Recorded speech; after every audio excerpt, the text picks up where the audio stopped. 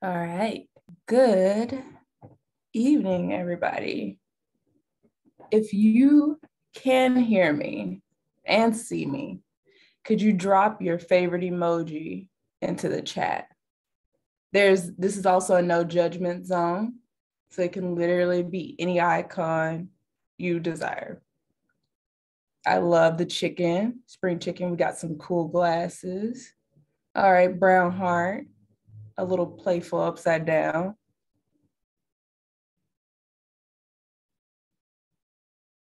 Now we've got some people making some decisions on emojis. I'm loving the ghosts. We got some cats, some sharks.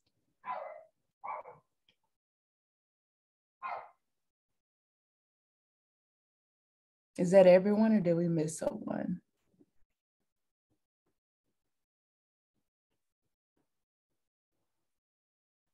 I love the skulls.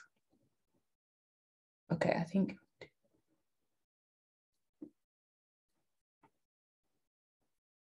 that's all of us. Maybe one more that I'm missing for some reason, or maybe I miscounted. So welcome to our scholarship chat of the spring semester. I'm going to start this discussion just with some ground rules for the room. This is an informal session, so you are welcome to show your videos. You are also welcome to leave them off because it is 6 o'clock. I understand most of us are probably snuggled up in our beds, but whatever your preferences is fine. You're also welcome during the question and answer segments to either type those questions into the chat or just unmute and ask a question. Also at the bottom of your screen, you'll see a reactions logo or icon there. So if you want to raise your hand to ask a question instead, you're also welcome to do that. Any questions, comments, or concerns so far?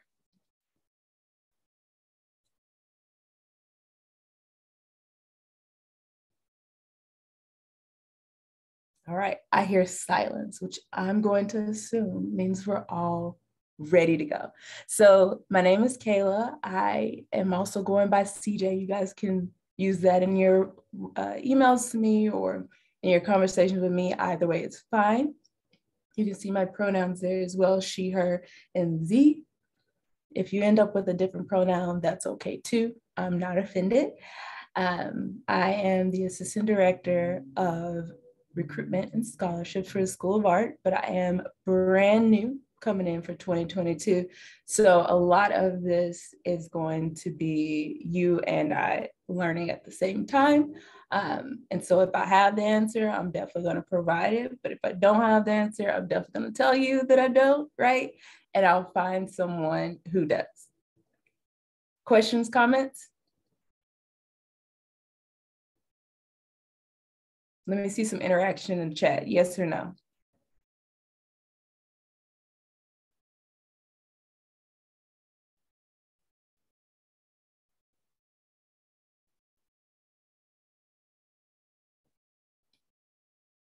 All right, got to make sure you're still there. So let me share this PowerPoint presentation. Everything that I'm going to share with you all today is also going to be shared in an email once we finish. Okay, let me get some emojis or reactions if you all can see the PowerPoint presentation. All right, we got some response. Okay, so anyways, that's my introduction. I'll have my email at the end. You guys also, I'm sure, found my email when you registered for this chat. I will also be giving this chat perhaps November next year, right? So if you've missed the December and January and February 1st deadlines, then you can do those for next year. This time period that we're in, most likely you guys are going to be looking to apply for those March deadlines. And so we'll talk about that towards the end of this presentation. All right. So I want to start talking to you all about our summer scholarships, which are applied through Slide Room. All of these applications and opportunities, you would go through Slide Room. This one would be for workshops and residencies, either that you want to seek out or that you have been nominated for by faculty member. So I always advise, and you'll have an interactive PDF so you can go to each of the links as well. I always advise for students to go through and check in to see what workshops or residencies and themes normally occur at these different locations. If there's one in a certain city that you've been interested in or a state you've been interested in, thinking towards the end of your career or even after graduation, right? And then maybe discussing with your professors how you might go up for nomination or what you would have to do for that consideration. I will mention that most of these are both undergrad and graduate. I did, however, add these bluish green stars. Give me a vote. Do you think they're more green than blue, my art students, for our undergraduate only opportunities, as well as maybe a pink purple here for our graduate only opportunities. But most of the others, both regardless of your status with the university, you are open to exploring those. All right. Let me see, I can look at the chat. Blue, okay, we have a vote for blue. So blue stars for undergrad and maybe purple, maybe pink for graduate. Not sure. Okay, let's move to the next one. So we're getting to the how part. So again, I mentioned everything goes through slide room. For the most part, most of these applications, scholarships, asking for some type of funds are gonna have these three basics to them. It's gonna have some type of letter of intent or statement of purpose or an artist statement or something like that, right? A resume to document what you've been up to recently and what you're interested in maybe exploring later, and then some example of your work, right? So if you're a studio artist, that's like examples and pictures from your portfolio or just some ideas that you're thinking about for the next year or that opportunity, right? And if you are a art historian or an art educator, right, writing samples usually are going to be what's requested. So for these summer workshops and residencies, for consideration, if you're going to apply, some of them you can just apply to, some of them you have to be nominated for, right? So if you're going to apply for them, usually you have a short, a brief one-page letter of intention. And so the more concise you can be and the more specific you can be about how this opportunity is going to serve you and your studies, the better chance you have in the review committee's timeline.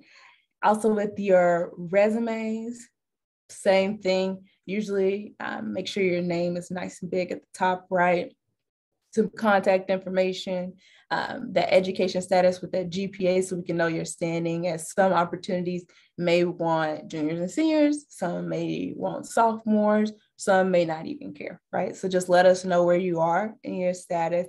And if you have any work experience, volunteer experience, or even experience on campus with different clubs and organizations, you want to make sure that shows up, as well as any exhibition awards and skills. As far as images, anytime we ask for images or portfolio, we're asking you all to pull from Foundation's course standards. So you guys already have that. If not, it'll be hyperlinked here for you to check out later. And the last thing I want to mention about these summer workshops and residencies is that you may be required to do a second application because these are through Slide Room and applying for School of Art funds, right? So you're making that January deadline for us. However, the workshop or residency, that external organization might have a separate application process, but it's always later in the spring. So you never have to worry about it being too close to the decision. Any questions about that? I said a lot of words just then. Leonardo, are you giving me a forward slash or a backslash on the decision between pink and purple for the graduate star? I'm gonna wait for him to type or them to type.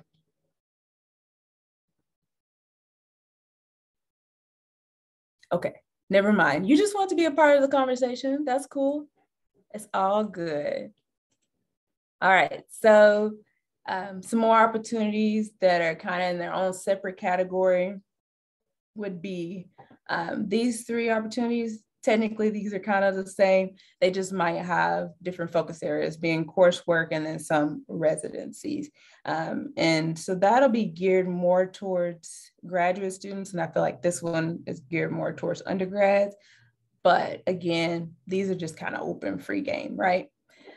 Self-initiated, in this category, the early applications would preferably be for study abroad.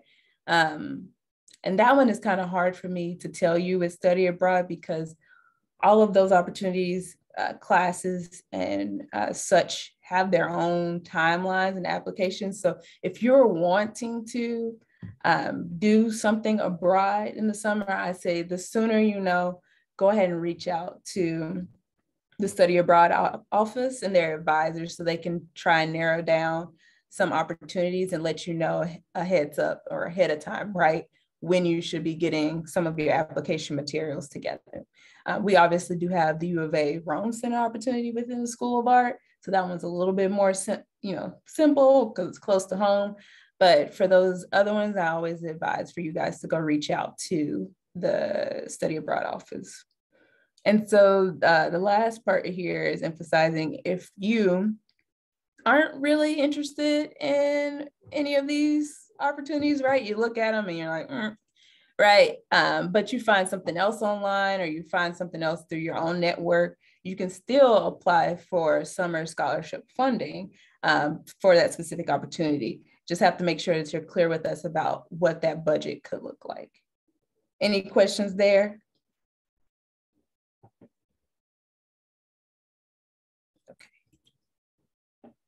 So speaking a little bit more about those self-initiated summer scholarship opportunities. So those will be the February 1st deadline, as you see here. Again, like I said earlier, you're gonna have that same expectation of a letter of intention, a resume, and then some images. The only difference here is like what I mentioned just a moment ago is that budget. So it's helpful if you guys make a note that when you're writing these proposals that you have somewhere in there that it says the sum total, the subtotal, the grand total is this much. How much am I requesting? That way we don't have to piece it together through the paragraphs or through the Excel sheets or whatever it is that you're presenting to us. And also make sure that you are, oops, I thought it would highlight, it didn't, that's fine. I was gonna say, make sure that you guys are mentioning specific opportunities, because if you're just asking for $500 in the summer, it's hard from a financial standpoint and staff standpoint to say we're allocating $500 for, I'm gonna pick on somebody, for Eleanor to look at blue colors this summer. But if Eleanor had a blue internship, right, that makes more sense. So make sure that you're clear in what it is that you're hoping to pursue and be a part of so that we can evaluate that. And also know that if it's self-initiated, there also might be a second application because I'm not sure what that organization will want from you. Okay.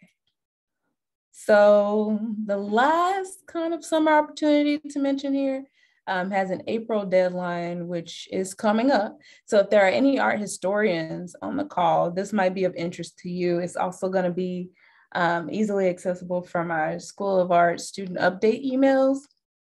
And again, if you're not into reading the long emails, understandable, but I will be putting some hot deadlines and very urgent items at the very top. So when you get some time, just open them, look at those first 4 or 5 items, and then move on with your life. It's completely fine. But this Virginia Art Museum is actually in collaboration with Lynn Jacobs, who used to be a part of the School of Art. And so you're able to see, contact, and apply with these items to this internship with them.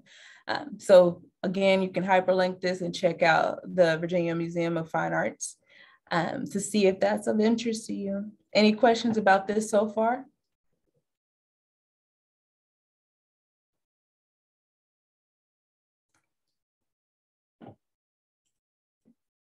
All right, so now we're getting to what we're all here for. So I hope that all of you are applying for a current student scholarship, and that deadline is coming up in March. So as a recap, many of you probably already know, but as a recap, you either have an option to receive a non-renewable or a renewable scholarship. Some people are allowed to be awarded both, but regardless, it's going to be a maximum of $5,000 per student each academic year.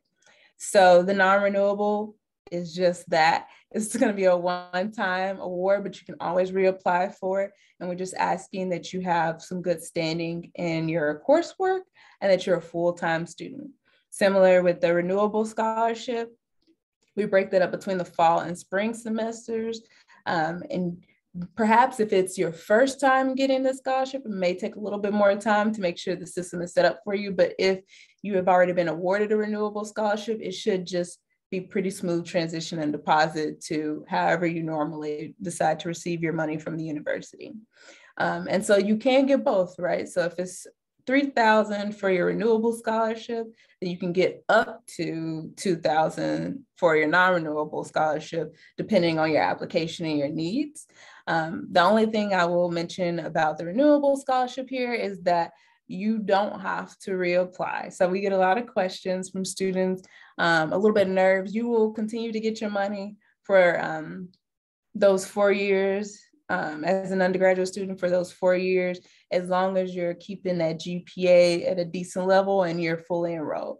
Now, if you're a graduating senior or something like that, they may put a flag on your account because, I mean, at the end, hopefully you don't have to be enrolled in 12 or more credits, right?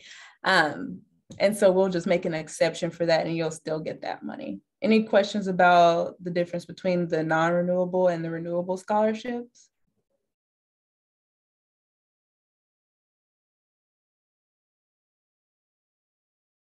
All right. Oh, we got a hand. Go ahead. You can unmute or you can type it. Can you hear me? Yes, I can hear you. Let me, I don't know if you can see me. I could for a moment. Okay. There. Yes, I can see you now. So I'm gonna be a senior next semester. Mm-hmm. And well, I'm a senior this year, but like next semester is my last semester. Okay. Just missing 3 classes, but you just mentioned that you could make an exception for the renewable scholarship, because I know in the letter it says I need to take 4 classes, but I just need like 3 more. Yes. So what I would advise for you to do, if that is the case, is just send me an email with like a clear heading that says like graduating senior renewable scholarship. That way I can make a note, and whenever we're getting to that point where we're sending out the scholarships for everybody, we know to take that that requirement off of yours. Okay. If you forget to email me, which a lot of people do, right? You still can email me after the fact and say, hey, I haven't gotten my scholarship yet. And I'll work my best to make sure the money still comes to you. Okay, well, thank you. You're welcome. Good question. Anyone else with a question?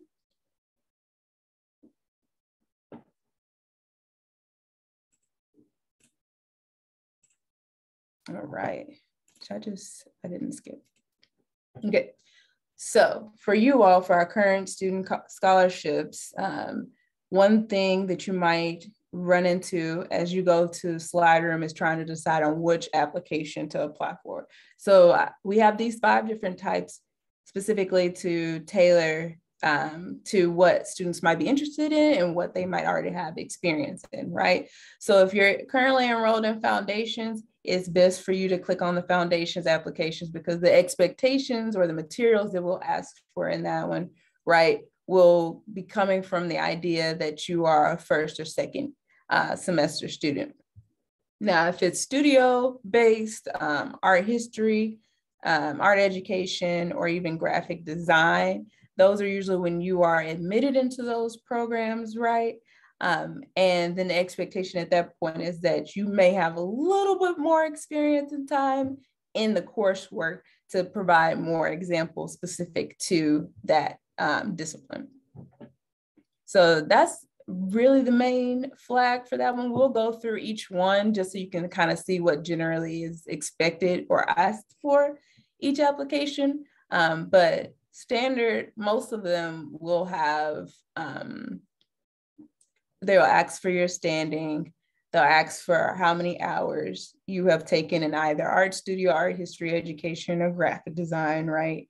Academic plans and full-time, your academic plans, kind of what you're doing for the semester, and then if we should consider any needs. Most of the time, these applications will have an optional statement for you to upload.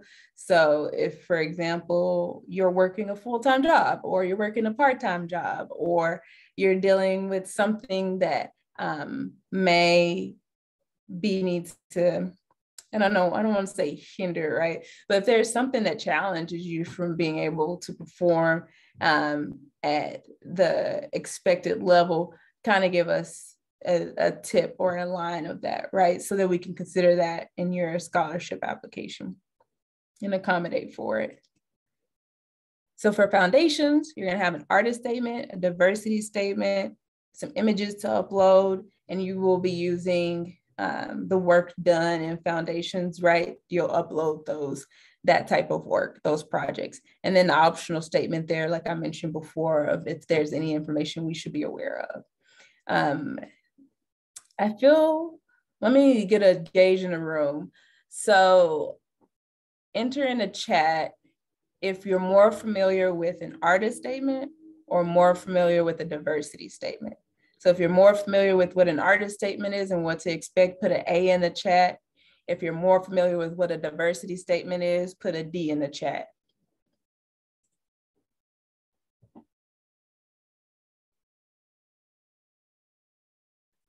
Okay, so I didn't want to assume, but it looks like so far in the group, we're more familiar with artist statements. So I'll talk a little bit about the diversity statements, and then if anyone has questions, don't hesitate to ask. So the diversity statements doesn't necessarily mean that you have to be from a historically underrepresented group, right? Or a marginalized community. But they want to understand, the committee is going to want to understand how your work might include elements of diversity, equity, and inclusion, right? So how do you relate to any of those categories? How does that show up or is considered in your work, your practice, your subject, how you approach things? And what, if you don't already have that in mind, maybe an idea of where you would like to grow in that area, if you would, or how you relate in some way, if you've had any experiences that could attest to your promotion of, your understanding of diversity, equity, and inclusion. Any questions there?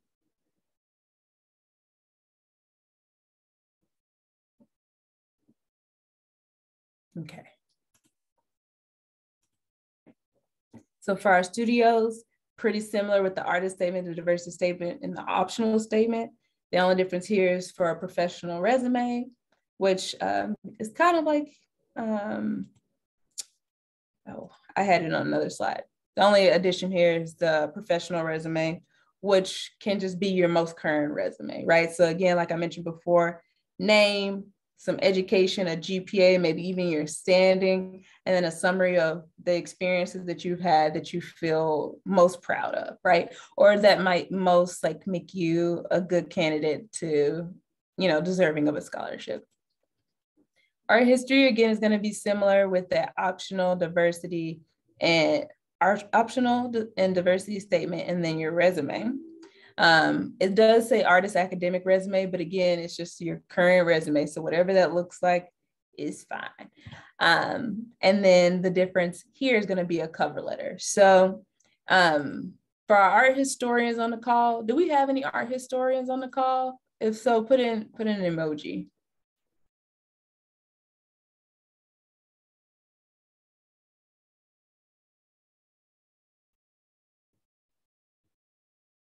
Okay, it looks like we don't have any in the room today, but in short, the cover letter is kind of like their pitch, right?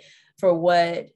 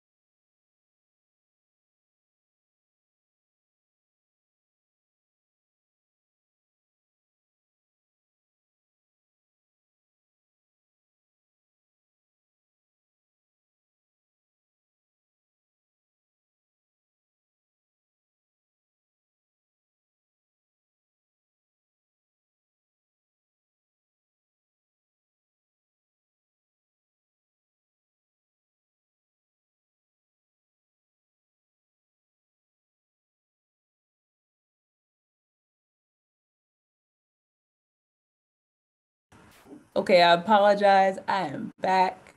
I have no idea what happened with the laptop, but you know, it just didn't want me to be great.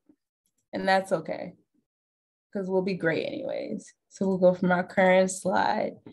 What I believe I was saying last before the computer just completely blacked out was that the cover letter is basically your pitch to the review committee, right? So this says to talk about your experience in art history and your areas of interest, what you're hoping to do further in that career, right? So think of it as kind of what your strengths are, what you're interested in, what you've done right in the past, and what you're hoping to do in the future. Art education, we have that diversity statement and that optional statement again here. And then we also are bringing back our visual requirements. Now, art education has a couple of standing specific items here. Enter an emoji in the chat if you are in art education.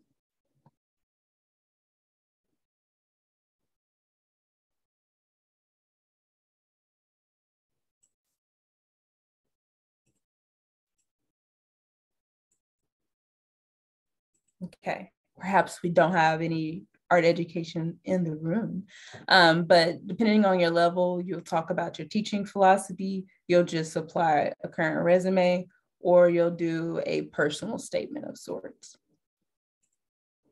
Graphic design, again, diversity and optional statements here, and also a current resume. The only difference here is that they're gonna ask for a graphic design statement, which I kind of feel aligns with what I said about the art history cover letter here, is your relationship to your interest in, right, graphic design and what you're hoping to do. In this case, they are also very focused on the community side. So how are you contributing to the community in your statement? Any questions about those current student scholarship applications while we're here? Could you refer back to the slide with information about BFA Studios at some point? I meant to take a picture. So Ava, I will go back here, but I'll also let you know that I'm going to be sending a copy of this presentation to your email, as well as a recording or 2 recordings now of this chat. So you can go ahead and take that picture, but just know if it's fuzzy for some reason, you can always go back to it. You're welcome. All right. So additional scholarships, unfortunately, those 15th deadlines have just passed, but those student affairs and outside scholarships may still be there. You'll also get this hyperlinks so you can click on those. But this time next year, if you wanted additional funding, you could always go to a list of our U of A scholarships. Can someone send me an emoji if you can see this webpage?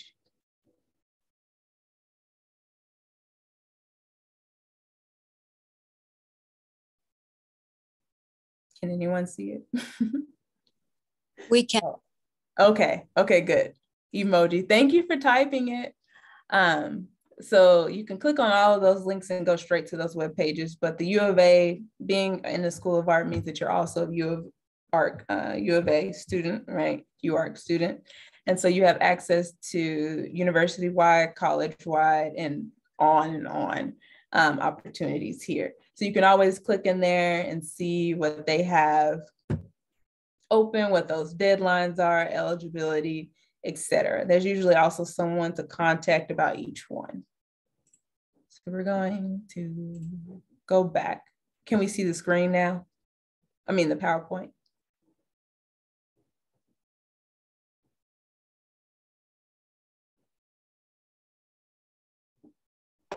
Yes. Okay, thank you. The final thing that I was going to mention was about FAFSA. So especially for our undergraduate students, I think that it's important to fill out a FAFSA, even if you're not going to use the federal aid. Because if for some reason your FAFSA shows that you are in need for more funding, right, then we can also consider that with your scholarships. That also means that you're going to have to give us permission, right, to look at that. So if you don't want us to look, we won't touch it. We won't even look at it. But in your applications, if you have completed a FAFSA and you wouldn't mind if we looked at your the number that was given to you or the status, however it ranks, then we can also do that and consider that as well. Any questions here?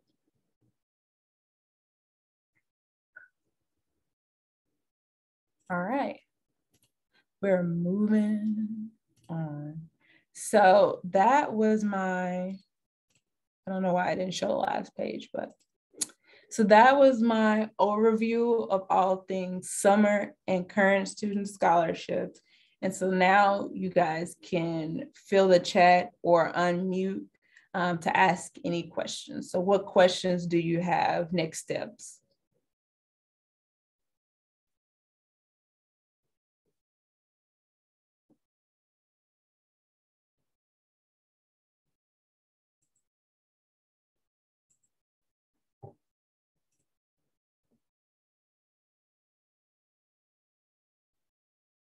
All right. Going once, going twice. Oh, we got one. Do you know if it's possible to make up credits in the summer if you're not a full-time student? I would say yes, if there are summer classes available, depending on what area you're a part of. I would think you might want to talk with the advising center first, and then maybe faculty in your discipline that might know of something that could help you make up or help you towards graduation. But I know that it happens. You just have to make sure that it's available. Good question.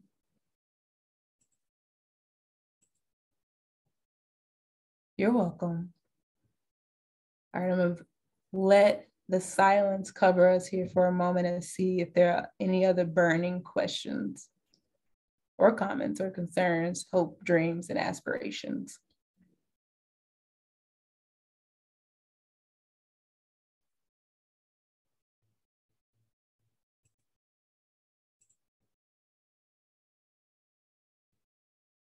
All right, then I will end this conversation by, again, explain to you guys can email me at any time. I might not read it until I'm in the office, but you can send it to me anytime, it's fine. Also, if you happen to be in the Fine Arts Center, I am in the Fine Arts office. So if you want to come and sit down and have like one-on-one about something, or if I sent you an email that didn't make any sense, you can come and drop by to talk to me. You're most welcome. I hope you guys enjoy the rest of your night. And then I will send that follow-up to you guys, hopefully by the end of the week. You're welcome. You're welcome. Have a good night.